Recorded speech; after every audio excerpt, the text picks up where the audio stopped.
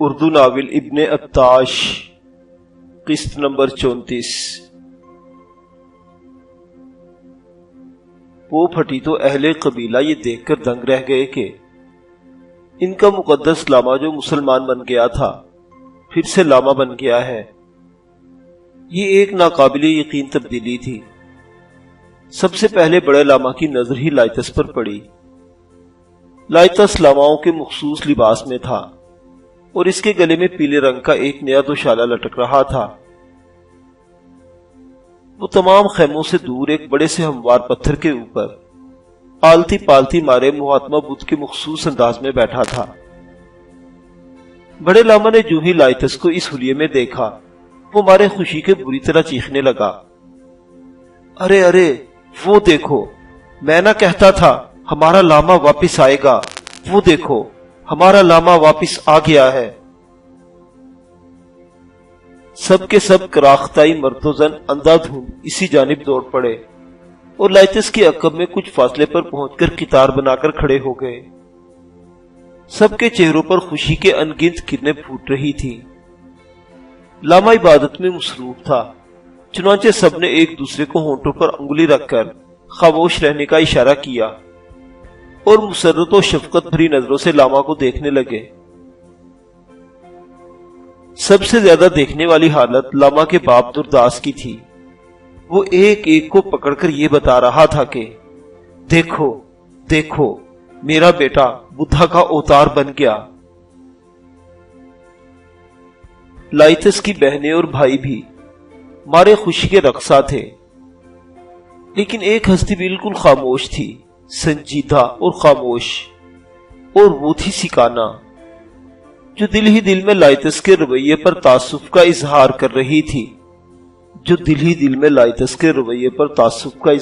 رہی تھی، خصوصاً یہ سوچ کر کہ لائتس جیسا مرد آہن اپنی کہی ہوئی باتوں کو کیسے بھلا بیٹھا۔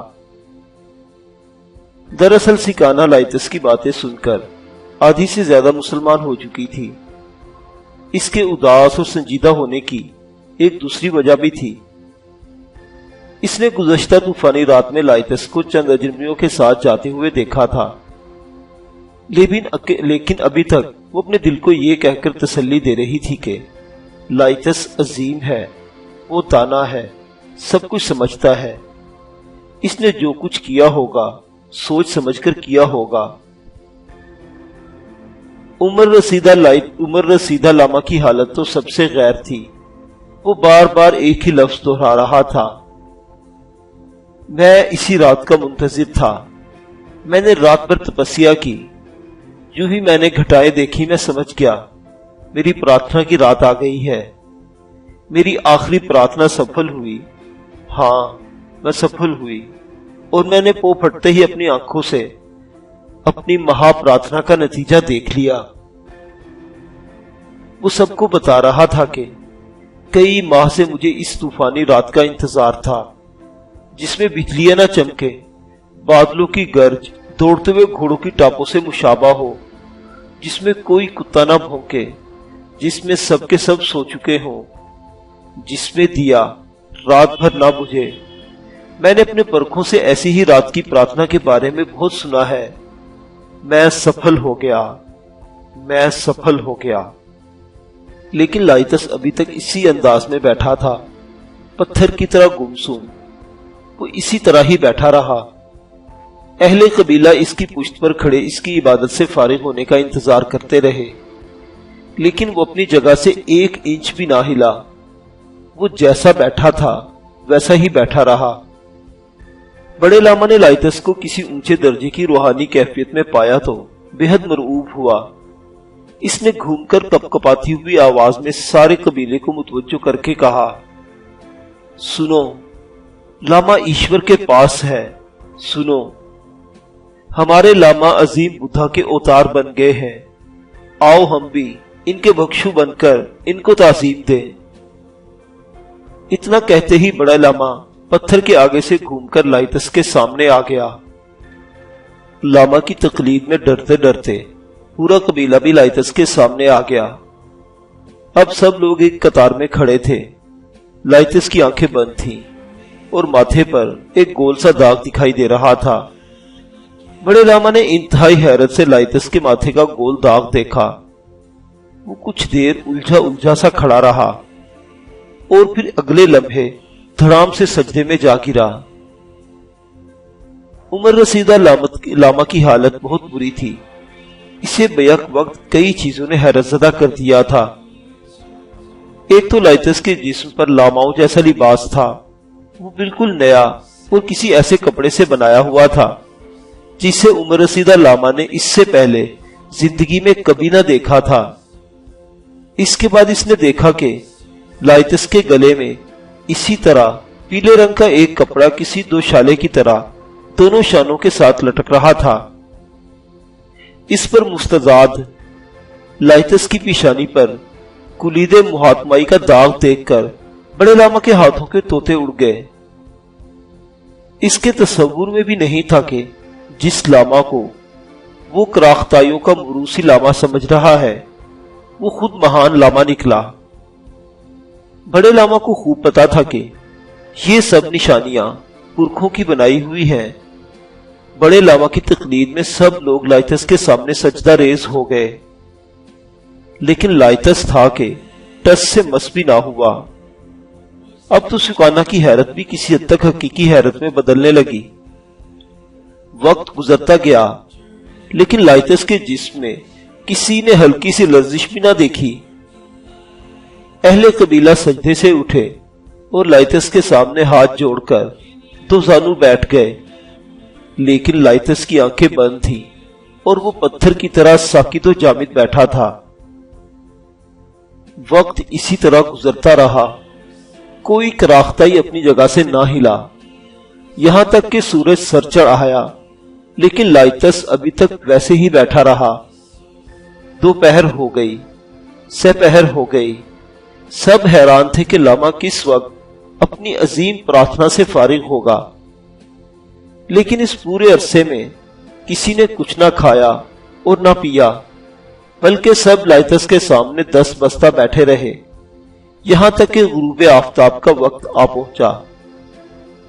اور اب تو سورج ڈھلنے والا تھا۔ سورج ڈھل جاتا تو تاریکی چھانے لگتی۔ بڑے لاما کی پیشانی پر حیرت کے باعث اتنی سلوٹیں پڑ چکی تھی کہ گنی نہ جا سکتی تھی۔ سورج چپکے سے غروب ہو گیا۔ اسی اثناء میں بڑے لاما کی نظر گمسم بیٹھے لائتس کی پیشانی کے گول داغ پر پڑی تو وہ اپنی جگہ پر حیرت سے یوں اچھلا جیسے اس کے پیروں تلے شیش ناگ نکل آیا ہو، اور اب وہ آنکھیں پھاڑے، پلکیں جھپکائے بغیر ایک ہی دید لگائے لائتس کی پیشانی کا داغ دیکھنے لگا۔ جہاں پھیلتی ہوئی تاریکی کے ساتھ ساتھ اسے لائتس کی پیشانی کا داغ دھیرے دھیرے روشن ہوتا دکھائی دیا۔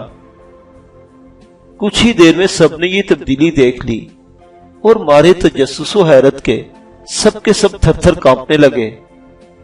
جوں جوں تاریکی بڑھتی چلی گئی، لائتس کی پیشانی پر نور کا حالہ بنتا چلا گیا۔ سب ششدر، گمسم، بھوکے پیاسے بیٹھے بری طرح کپ کپانے لگے۔ ماحول میں تاریکی بڑھتی چلی گئی، لائتس کی پیشانی سے نور پھوٹتا چلا گیا، یہاں تک کہ اس کی پیشانی کا گول داغ پوری طرح ایک جگمگاتے ہوئے ستارے میں بدل گیا۔ اسی اثناء میں سب اہل قبیلہ کو محسوس ہوا جیسے ان کے سروں کے اوپر سے نور کی کوئی شعاع گزر کر سیدھی لائتس کی پیشانی کو جگمگاتے ہوئے ستارے میں جا کر کھو گئی ہو۔ سب ہڑبڑا کر اٹھے اور اٹھ کر کھڑے ہو گئے۔ اس طرح کا منظر تو انہوں نے کبھی خواب میں بھی نہیں دیکھا تھا۔ انہیں دور مشرقی پہاڑیوں سے رات کی اس تاریکی میں روشنی کی تیز اور آنکھیں چندھیا دینے والی کرنوں کا سیلاب اسی جانب آتا ہوا محسوس ہو رہا تھا۔ جہاں لائتس ایک پتھر کی طرح گمسم بیٹھا تھا، بڑے لاما کی حالت اتنی غیر ہوئی کہ وہ بری طرح چکرایا اور بے ہوش ہو کر دھڑام سے نیچے گر پڑا۔ بڑے لاما کو یوں گرتا دیکھ کر باقی سب اتنے خوفزدہ ہوئے کہ لائتس کے سامنے آن واحد میں سجدہ ریز ہو گئے۔ ہر کوئی کپ کپا رہا تھا۔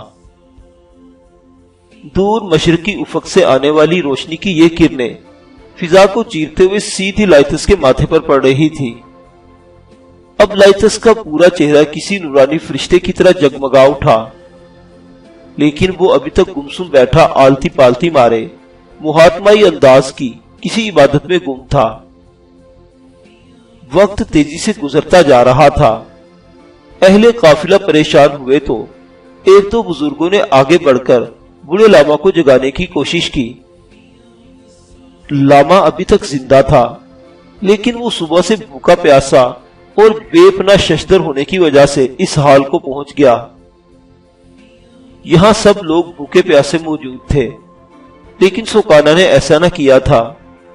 وہ دن میں ہی بارہا خیموں کی طرف جاتی اور آتی رہی۔ اس وقت بھی جب اس نے بڑے لاما کو گرتے دیکھا تو تیزی سے خیموں کی جانب گئی اور لاما کے لیے بکری کا گرم دودھ مٹی کی ایک چھوٹی سی ہنڈیا میں لے کر واپس آ گئی۔ کچھ دیر بعد ضعیف العمر لاما نے آنکھیں کھول دی۔ اس کی آنکھوں میں ایک عجب شان اسرار تھا۔ بوڑھا لاما اٹھا اور لائتس کے نزدیک جانے لگا۔ لائتس کے ماتھے سے نکلتی ہوئی روشنی کی کرنیں اب دور مشرقی پہاڑیوں میں گم ہوتی دکھائی دے رہی تھی۔ بوڑھا لاما لائتس کے سامنے آیا۔ اس کی حالت پوری طرح درست نہ تھی۔ اس نے اپنے دونوں ہاتھ جوڑتے ہوئے بڑی ہمت کر کے لائتس کو مخاطب کیا۔ اے مہان لاما، اے ایک ایشور کے عظیم اوتار، اے عظیم بدھا کے پرتو، ہم سب تیرے حکم پر جان نچھاور کرنے کو تیار ہیں، لیکن تو ہمیں بتا، تو کب تک اس پتھر پر بیٹھا گیان دھیان کرتا رہے گا؟ میں نے دیکھ لیا ہے کہ تو اس دھرتی کا انسان نہیں، ہم سب تیرے بندے ہیں اور تو ہمارے لیے بدھا کا اوتار، ہمیں حکم دے کہ ہم کیا کریں؟ بوڑھے لاما کا سوال بجا تھا۔ صبح طلوع آفتاب سے پہلے بیٹھا لائتس ابھی تک ایک ہی حالت میں پتھر کی طرح گمسم بیٹھا تھا، جبکہ قبیلہ کے سب مرد و زن اس کے سامنے بھوکے پیاسے بیٹھے شروع ہوتی ہوئی یک بستہ راست میں تھر تھر کانپ رہے تھے۔ بوڑھے لاما نے ضروری سمجھا کہ لائتس سے اہل قبیلہ کے لیے اجازت حاصل کرے تاکہ سب لوگ اپنا بھر توڑ کر جائیں، کچھ کھائیں پیئیں اور آرام کریں۔ اب بوڑھے کی نظریں لائتس کے نور سے لبریز چہرے پر جمی ہوئی تھی۔ بوڑھے لاما کی بات ختم ہوئی تو اس نے لائتس کے پپوٹوں کو حرکت کرتا دیکھا۔ اس کی پلکیں تھر تھرائی اور اگلے لمحے اس نے اپنی بڑی بڑی روشن آنکھیں یک لخت کھول دی۔ بوڑھے لاما نے لائتس کو آنکھیں کھولتے دیکھا تو مارے خوشی کے چیخ اٹھا۔ اب سارے لوگ پیچھے سے ہٹ کر بھاگتے ہوئے آگے آ چکے تھے۔ اب یہ سب لائتس کے سامنے ایک جماعت کی صورت میں جمع ہو کر کھڑے پرنام کے انداز میں ہاتھ جوڑے لائتس کو دیکھ رہے تھے۔ سب کی سانسیں سے تیز تیز چلنے لگی۔ سب منتظر تھی کہ یہ آسمانی دیوتا اپنے ہونٹوں سے کون سے پھول بکھیرتا ہے۔ سوکانا کی متجسس نگاہیں بھی لائتس پر ہی جمی ہوئی تھیں۔ مان لائتس کی بھاری آواز ابھری، یوں گویا پربت سے آیا ہوا کوئی دیوتاؤں کا دیوتا بولنے لگا ہو۔ تم سب لوگ مجھے کیا سمجھتے ہو؟ میں کون ہوں؟ آسمان کا نورانی دیوتا یا زمین کا خاکی انسان؟ سب لوگ خاموش تھے۔ بوڑھا لاما تیزی سے رکوع میں جھکا اور پھر سیدھا ہونے سے پہلے دونوں ہاتھ جوڑتے ہوئے بولا، تم آسمانوں سے آئے ہوئے عظیم دیوتا ہو، تم مہاتما بدھ کے اوتار ہو، تم ایشور کے فرستادہ اور ہم سب کے معبود ہو۔ تمہارے آنے کی پیشن گوئی پہلے سے کر دی گئی تھی، ہمیں معلوم تھا کہ تم آؤ گے۔ ہم کتنے خوش نصیب ہیں کہ تم ہمارے بیچ اترے۔ ہم نے وہ باتیں جو اپنے پرکھوں اور بڑے بڑے لاماؤں سے سنی تھی اپنی زندگی میں خود دیکھ لی۔ تمہارے ماتھے پہ گول داغ دیکھتے ہی میں سمجھ گیا تھا کہ آج مہاتما بدھ کی مہان روح تمہارے اندر سمانے والی ہے۔ میں نے اپنے ویدوں اور اپنشدوں میں یہی پڑھا تھا کہ جس شخص کی پیشانی پر داغ ہوگا وہ ایشور کا زمین پر اوتار ہوگا، لیکن تم تو سب اوتاروں سے بڑے اوتار ہو۔ تمہاری پیشانی سے نکلنے والا نور دور مشرقی آفاق کی سرزمینوں کو منور کر رہا ہے۔ ہم سب تمہارے بندے ہیں، تم ہمیں حکم دو تو ہم ابھی اور اسی وقت تمہارے چرنوں میں مسکراتے ہوئے جان دے دیں، یہی ہمارا نروان ہوگا۔ لائتس پلکے جھپکے بغیر بوڑھے لاما کی بات سن رہا تھا۔ وہ رو رو کر بات کر رہا تھا۔ قبیلے کے سب لوگ بھی بوڑھے لاما کی طرح اشک فشانی کر رہے تھے۔ صرف سکانہ خاموش اور حیرت زدہ کھڑی تھی۔ ماں لائتس کی بھاری بھرکم آواز سنائی دی، تم لوگ نادان ہو، تم لوگ پیچھے رہ گئے، صدیوں نہیں ہزاروں برس پیچھے۔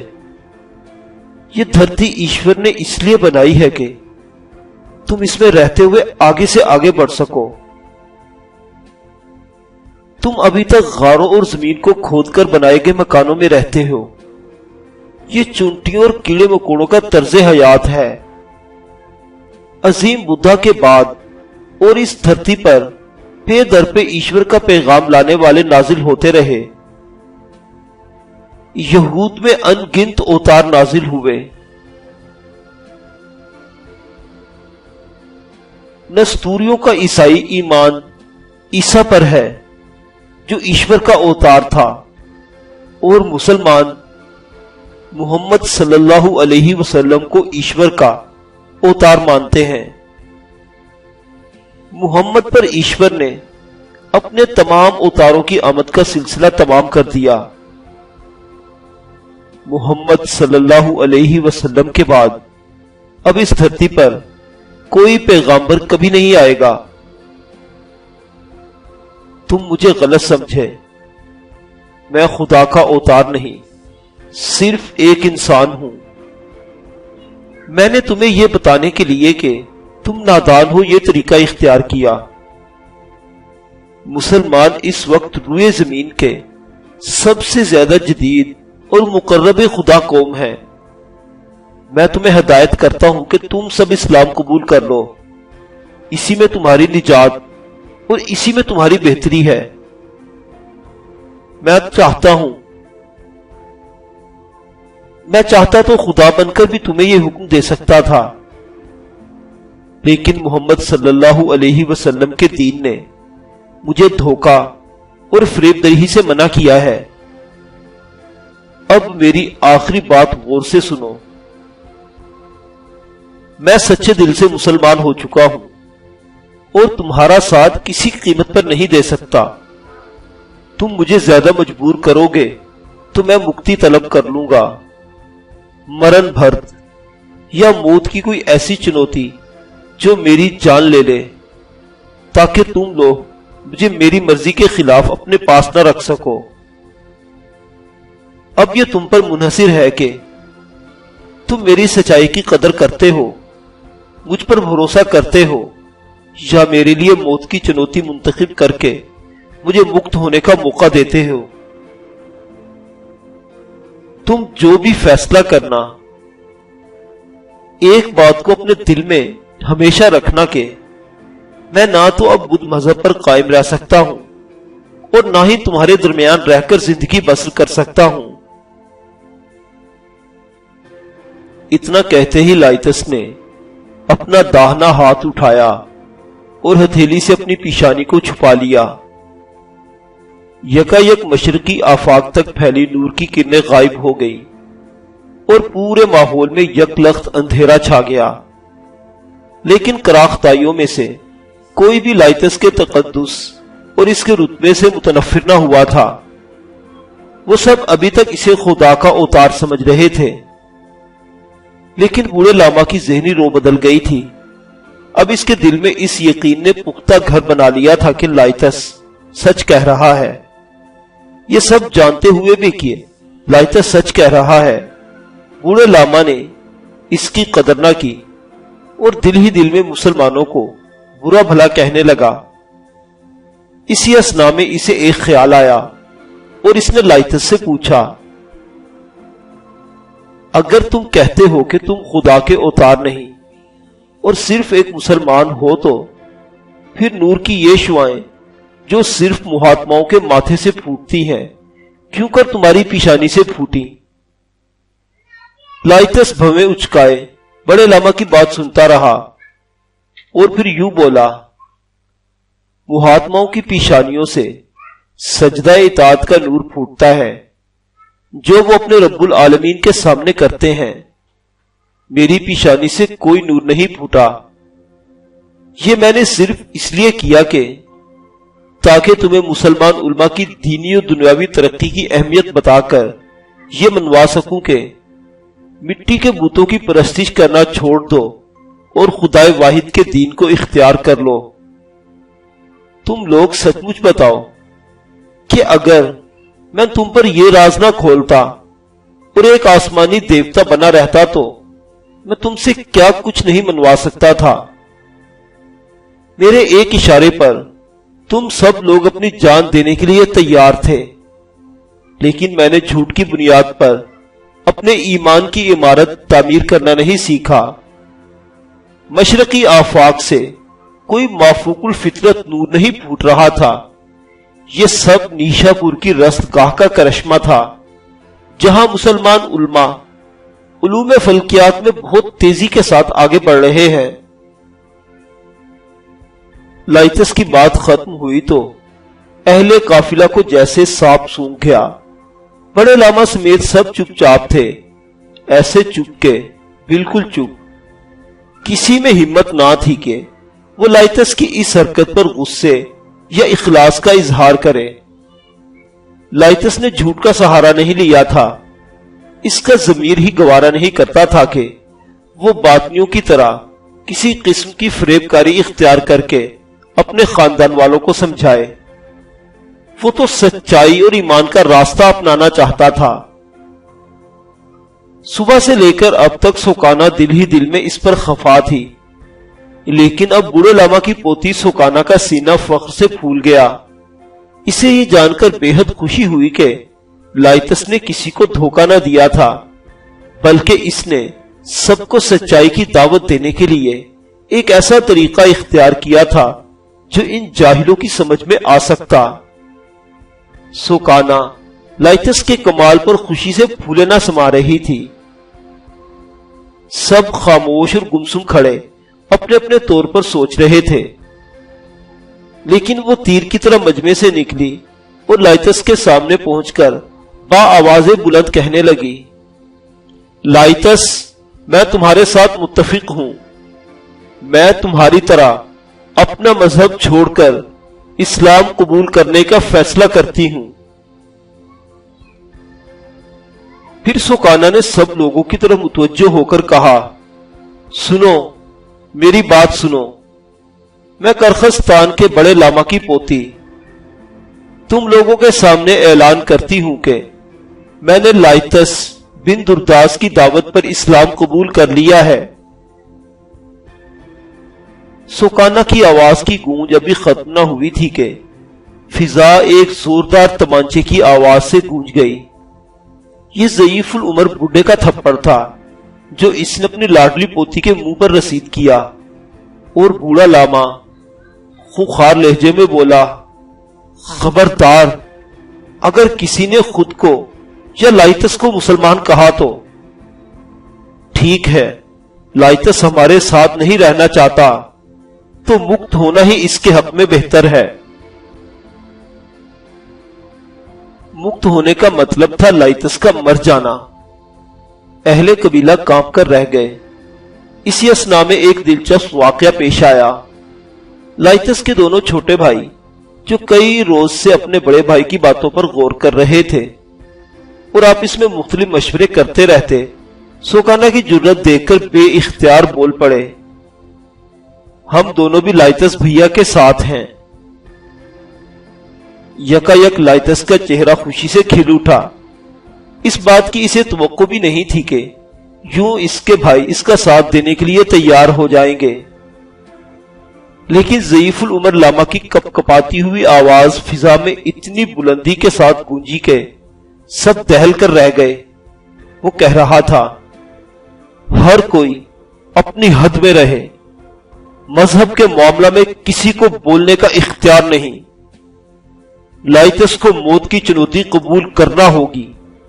یہ بدھ مت سے الگ ہونا چاہتا ہے تو اسے مکت ہونا پڑے گا۔ سب اپنی اپنی جگہ پر بچوں کی طرح سہمے ہوئے کھڑے تھے۔ لائتس کے دونوں بھائی بھی بڑے لاما کی بات سن کر دہل گئے، لیکن لائتس بڑی بے خوفی سے سینہ تانے پتھر سے اٹھا اور چل کر بڑے لاما کے سامنے آیا۔